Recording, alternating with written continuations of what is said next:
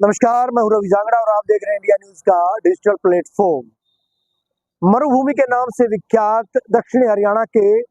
राजस्थान से सटे अर्धमरुस्थलीय इलाके में आज किसानों को जिस तरह की तकनीकों, जिस तरह के प्रयोगों के बारे में जानकारी दी गई, उससे लगता है कि अब फसल विविधीकरण का दौर आने वाला है।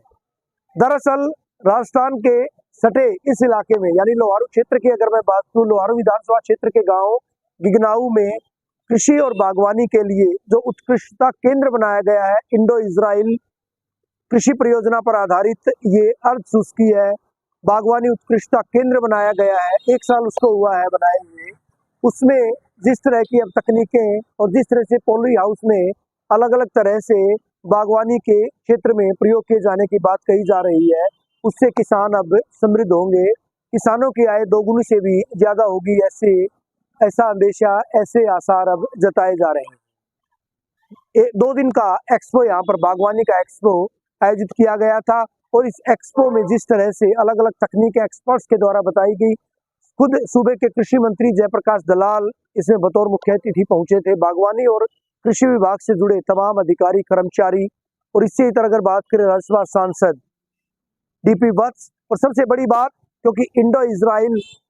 कृषि परियोजना पर आधारित ये केंद्र बनाया गया, उत्कृष्टता केंद्र बनाया गया है, तो इसमें इजराइल के दूतावास से पॉलिटिकल एडवाइजर हदास भी पहुंची थी, जिन्होंने मुक्त कंठ से न केवल हरियाणा में कृषि और बागवानी के क्षेत्र में किए जाने वाले कार्यों पर खुशी जताई, संतोष जाहिर किया, बल्कि साथ ही हर संभव मदद दिए जाने का भरोसा भी उनके द्वारा दिया गया। और इस मौके पर कृषि मंत्री जयप्रकाश दलाल ने सीधे तौर पर कहा कि हरियाणा सरकार ने जिस तरह से किसानों के हित में अनेक प्रकार की योजनाएं चलाई हैं, वो योजनाएं न केवल किसान हितैषी हैं बल्कि कमेरे के हित के लिए भी वो काम कर रही हैं। कृषि मंत्री ने ये भी कहा कि हरियाणा ऐसा राज्य है जहां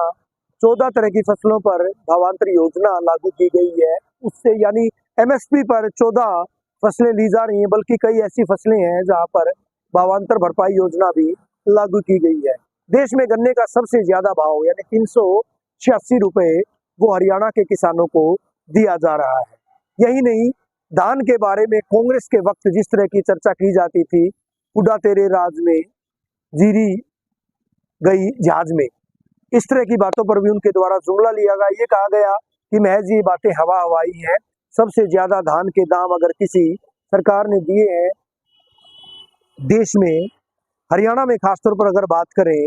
तो बीजेपी की सरकार ने अब तक धान के दाम सर्वाधिक दिए हैं। यही नहीं, दूसरे तमाम मुद्दों पर भी उनके द्वारा चर्चा की गई थी। ऐसे में अब